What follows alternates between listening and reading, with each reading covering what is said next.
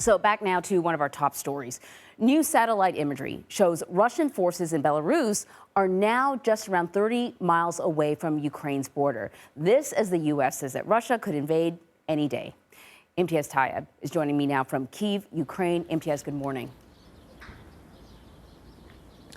Hey, Anne-Marie, good morning. Well, those intelligence reports which warn of mass casualties and the displacement of millions have set alarm bells ringing right across Europe as Ukraine remains caught in the middle. Real guns, real bullets for a possible war with a very real adversary. This group of civilians are being trained to use automatic weapons. Whether Russia invades or not is anyone's guess, but those who come here for training are preparing for the worst. Instructing these urban fighters in the making are military veterans who've spent years fighting pro-Russian separatists in Ukraine's east, including this sergeant who goes by the name Alex. It must be terrifying, though, to have so many Russian forces, so much Russian weaponry right on your doorstep. It's not too terrifying for us because we fight already 8 years, war every day from 2014. U.S. intelligence officials warned that a Russian invasion could kill up to 100,000 civilians. But many Ukrainians still remain unconvinced Vladimir Putin will attack.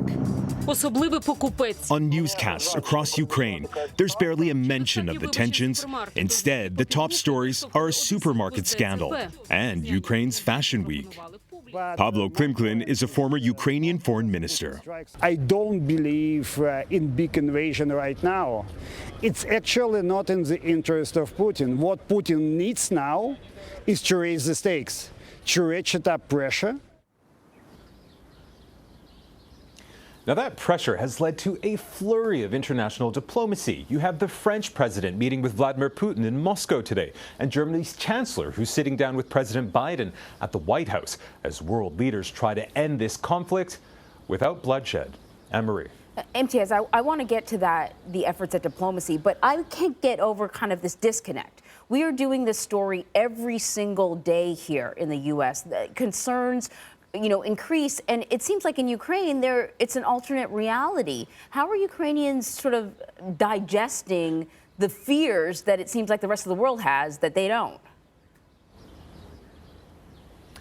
It's extraordinary, and it's really extraordinary to be here to sort of, like you said, sort of live in this sort of alternate sort of area where people don't sort of live in this kind of fear that Russian tanks could be rolling over their borders at any moment. And, we only got to look at that intelligence report, which talks about civilian casualties, military casualties, up to around 100,000, the displacement of 5 million people having to flee to places like Poland. I mean, these are really, really, really alarming details. And yet, here in Ukraine, as you saw in our report, you look at the evening newscast, and yes, they mention the tensions, but they're really focused on other domestic issues. In fact, many looking forward towards Ukraine's Fashion Week. And so I think what this speaks to is the complexity of the relationship between Russia and the Ukraine. We have to remember, and Ukraine. We have to remember, Ukraine is a country that emerged out of the ashes of the Soviet Union. It has long ties with Russia. Many people here speak Russian, have family in Russia, and many just simply don't believe that Vladimir Putin will launch the kind of invasion which will cause that much violence. In saying that, the world feels differently, and that's why we're seeing the kind of diplomacy that we've been talking about. Anne-Marie. You mentioned this flurry of diplomacy, which I suppose is a good thing. But we already know that, one of Russia's stipulations is they do not want to see the expansion of NATO. That's a no-go for NATO members. So what is the hope for diplomacy here? Is this a realistic hope? Yeah, I mean, everybody's hoping that this could lead to a diplomatic solution, that not a single gunshot is fired, and that this tension that has been ratcheting up for so many weeks now just sort of melts away, and people here in Ukraine can go into life as normal, and indeed the world can maybe take a collective breath. But the reality is that all the cards are with Vladimir Putin right now.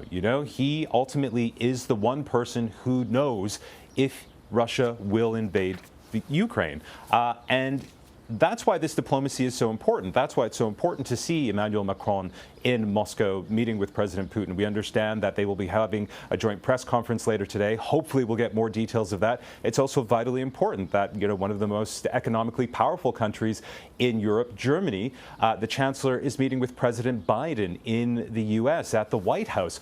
All of that is very vital and just underscores how seriously so many countries are taking this. But President Putin, as you rightly point out, has his demands. He really wants to see NATO pulling back from the region. He certainly doesn't want Ukraine to become a NATO nation or a NATO ally. And so until those things are addressed, one would imagine that these tensions are only going to continue. Anne-Marie. Imtiaz, thank you very much.